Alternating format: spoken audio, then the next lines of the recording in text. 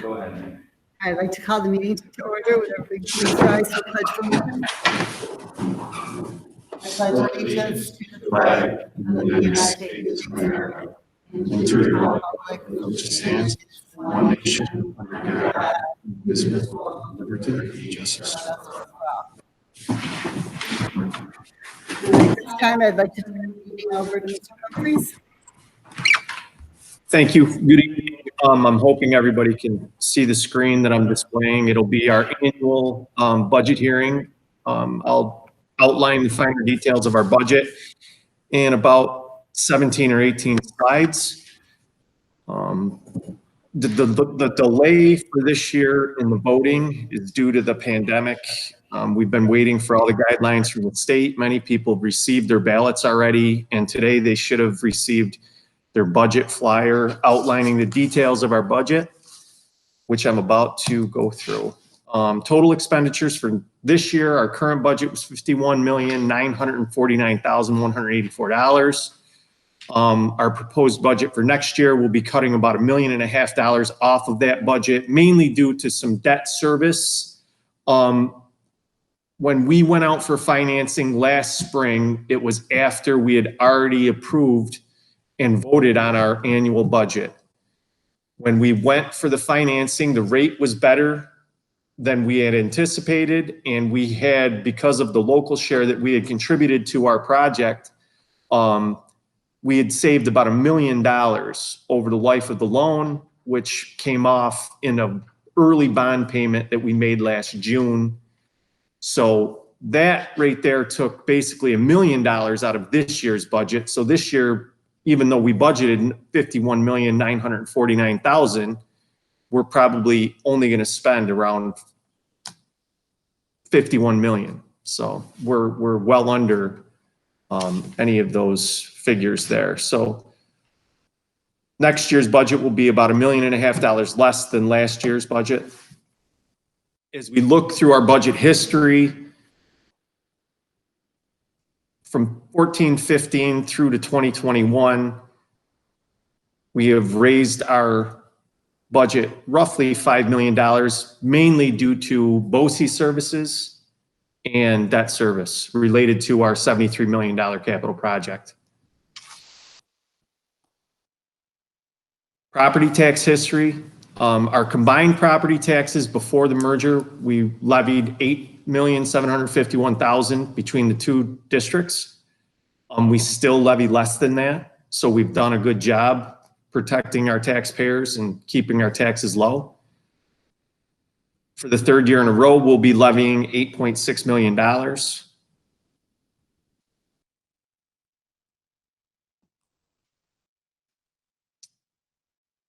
When we look at the breakdown of where our revenues are coming from,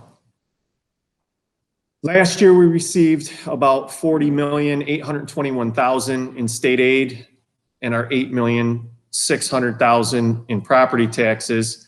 We didn't have to use any fund balance. We had other revenues, including retiree health contributions and Medicaid reimbursements, and some other reimbursements that occurred through the financing on our ban, which totaled about $2.5 million. So this year our revenues were good as long as the state continues to fund us. We did receive our May state aid, which was good. So I was a little concerned. I know there was talk of them freezing, but we did receive our May payment, so we're in good shape still. Next year, our proposed revenues will fall pretty significantly less on the state aid runs that we've seen so far. Jeremy and I have basically calculated somewhere between $1.2 and $1.5 million less revenues next year. That's why we're trying to hold flat with our property taxes. We are going to have to use fund balance this year, about $768,000 to make sure that we are covered on the revenue side. When we look at all of our expenditures and we break it out, you know, in a nutshell, our budget, $30 million of it is salaries and benefits, $8 million of it is debt service, $8 million of it is BOCE services, and we have $4 million out there in miscellaneous. That's basically how I look at our budget annually, is salaries and benefits are the lion's share.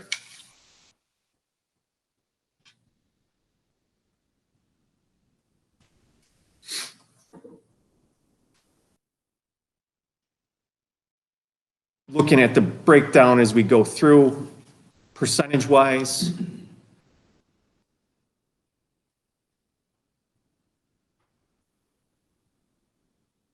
And again, if there's any questions, you guys can stop me as I'm going.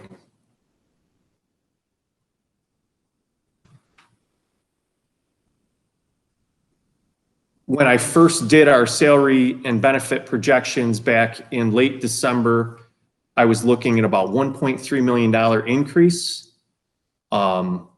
Many of the peak, I want to say percentages for raises and things were occurring later in these contracts. The teachers are in their 4th year of their contract next year, which had some of the better language in their salaries. So it was unfortunate that the pandemic hit and all the other things that have occurred, but that's why we had to take some of the measures that we did with staff reduction just to make it sustainable. Our 3-part budget program makes up about $33 million. The capital component, and I'll give you the slides explaining some of these different components, makes up about $11 million. The capital component and the administrative component makes up about $5.4 million of our budget. And in greater detail, what makes up our program expenditures, the teaching, all of our BOCES programs, summer school, all of our computer, we call it MITS, it's our managed IT, all of those things would fall under program expenditures, transportation, interscholastic athletics, all of our after-school activities, those things are all part of our program expenditures. Yeah, yeah. Yeah, yeah. We generally budget somewhere between 60 and 75,000 for summer school between trans and what BOCES charges us.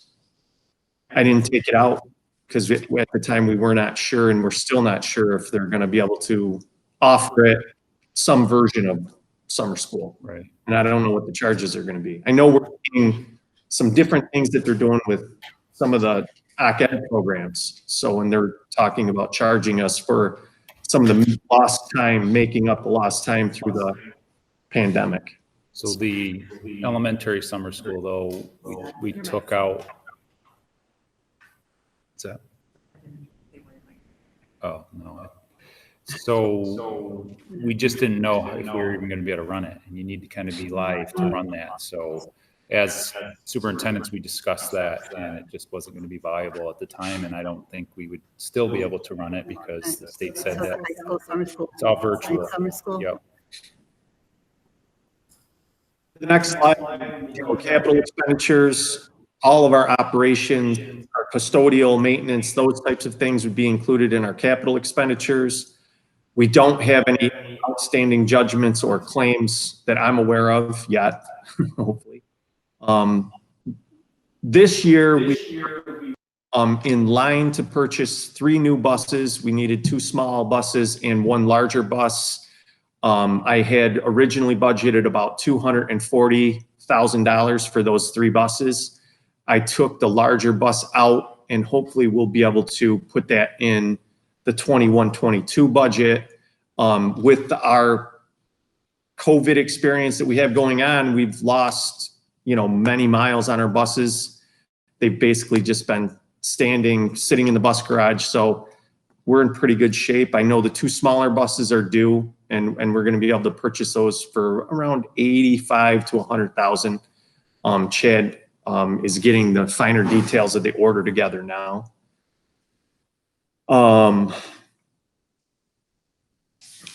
Any questions about capital expenditures?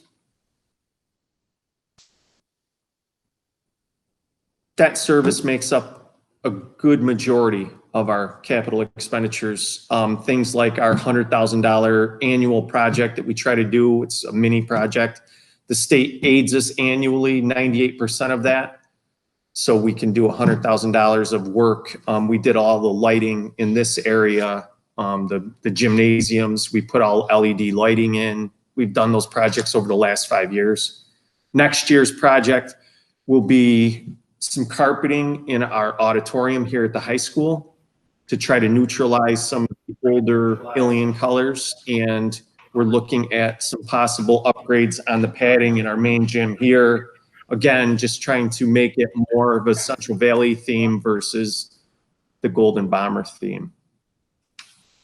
Those are some of the things that were taken out of the project due to the expenses early on that we foresaw that we were going to be over budget. So we can do it with $100,000 projects over the next few years. Administrative expenditures, the board, your salaries are in there. All of our administration is in here, roughly $5.4 million.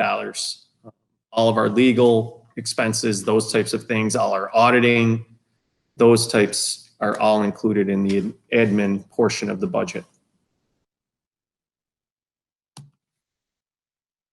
Current three-part budget, or this year's, I should say, these numbers are really close. 65% of it's going to be our program. Roughly 25% of it, somewhere in that range, is generally capital, and 10% is administrative. In our next year's budget, those numbers are close. 66% is program expenditures, 23% is the capital component, and 10% again is administrative. Those numbers don't change much. We did take about $1.5 million out in the capital component from last year. If you looked at those two lines, there's about $1.5 million less. Revenues are my best estimate for state aid next year, should land somewhere near $40 million. Again, we have our retiree health contributions and Medicaid reimbursements and things like that that will make up some miscellaneous revenues of about $1.2 million. We do not have any bans or any of those things coming back to us. So that's where our miscellaneous is a little lower this year than it was last year. Bond and band refunding that we had done. Fund balance next year, somewhere around $768,000 is what we're going to have to contribute in order to balance this budget.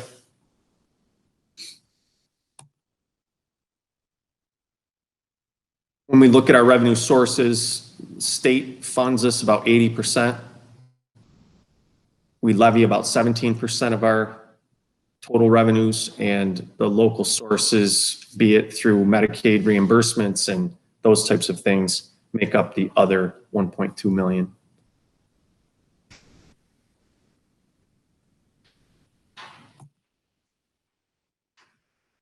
In summary, again, we're looking at roughly $1.5 million less for the 2021 budget.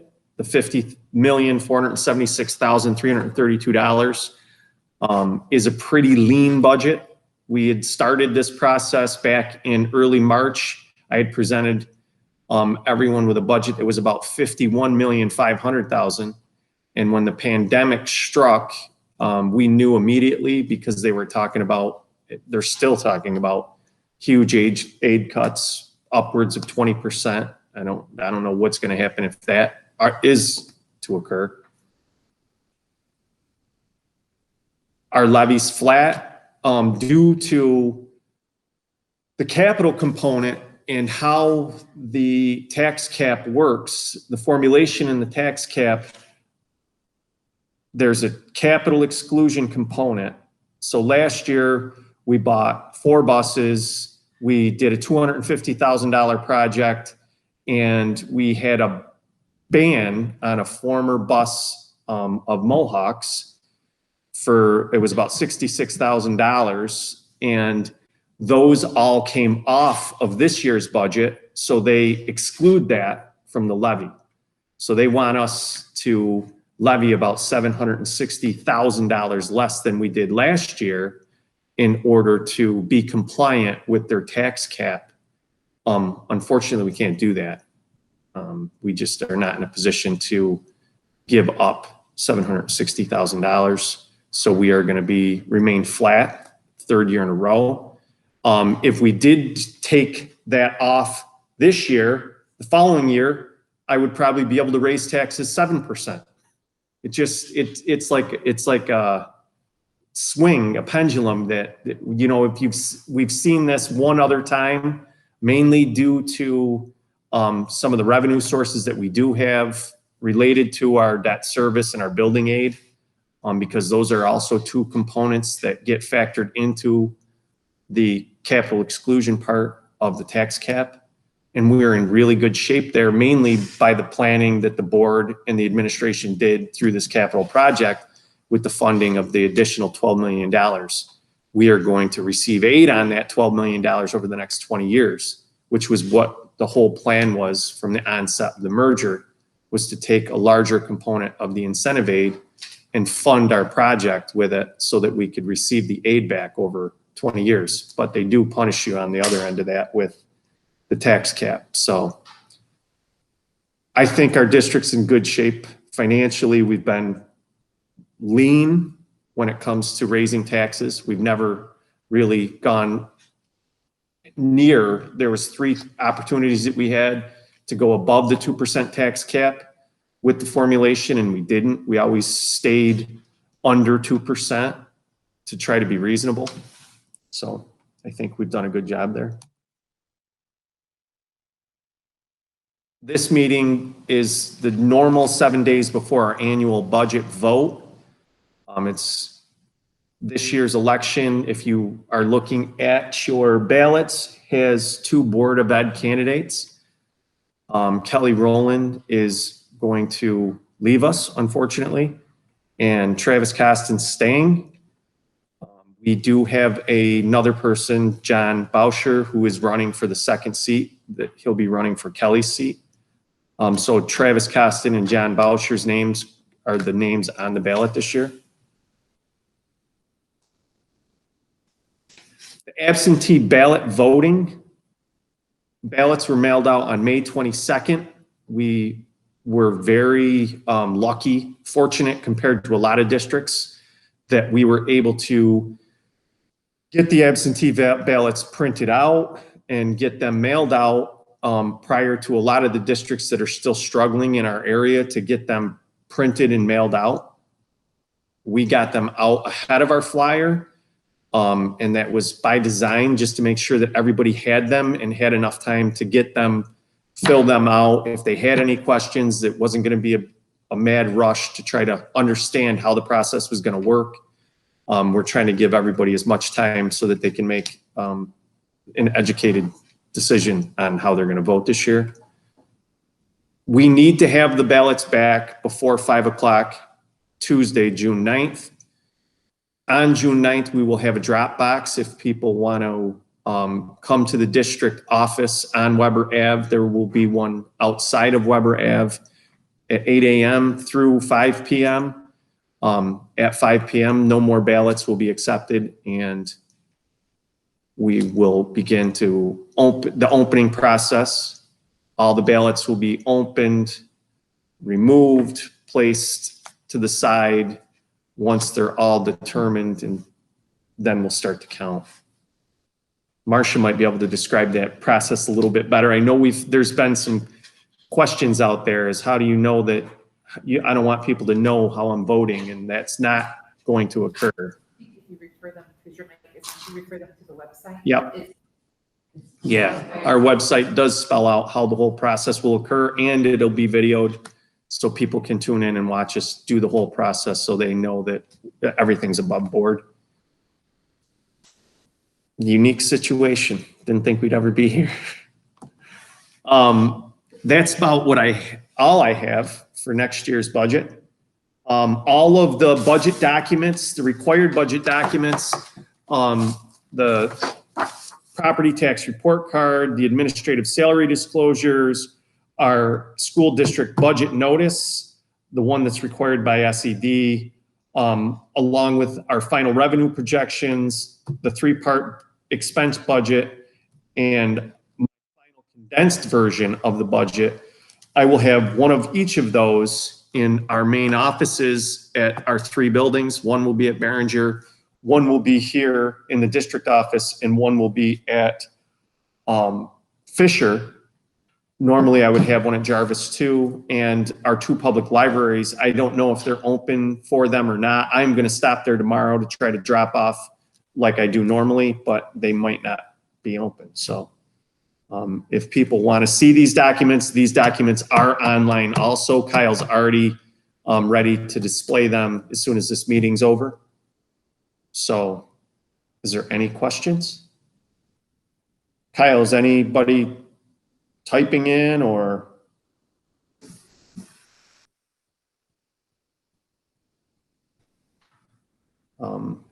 Jim? That's about all, Kyle, is Let's hold for a second to see if anyone types in any questions. Can you hear an audio question? yes, I heard something. Okay, yep. Okay, yeah. This is Joe Engem, and on those documents, will the teacher salary be there, what the average teacher salary is? I do not have the average teacher salary in front of me. I can, that data is on the school report card as far as what the median and average salary is. That's not a required, it might be on the report card, but I don't have it in front of me. It's actually about a 60-page document. I have to pull it up and go through it. Okay, you're fading in and out, so it's hard to hear you, but you said it's not on the report card, but you can pull it up. Is that what you said? Yeah, it's a link on the. I don't have a computer. Because the library's closed. I don't have a computer, so. Charge mine all day. I just quit. Okay. You can pick up a copy at any of the offices, just call and. Yes, I can print a copy out for him, and I could mail it to him if he wanted that I information. can even just talk. I'd appreciate that. Mm-hmm. Oh, do we know who's talking? He'd appreciate that. You know who's asking? Joe, I believe. ENJEM. Mm-hmm. Engine, Joe. Oh, Gentleman. Okay. Engem. Yep. Mm-hmm. Joe, do you I give you my address? Email or no? It's Marcia's got my address, but I can give it to you. I live at London Towers. Let's put London Towers, apartment 510. Joe, everybody in the world can hear this, so do me a favor. I don't care. Okay. I live at apartment 510 at London Towers. Now, come on now, not everybody in the world. Is that how far we're broadcasting around the whole world? Pick it up.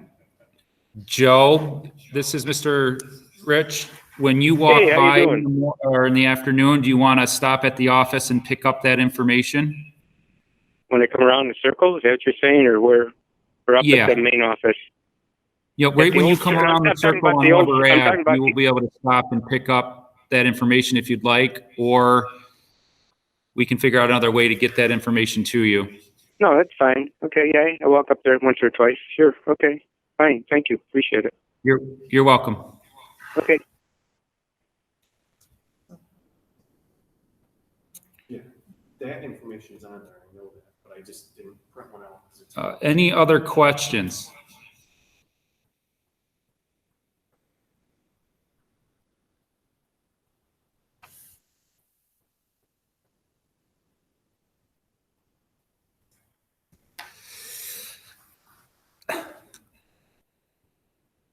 Okay.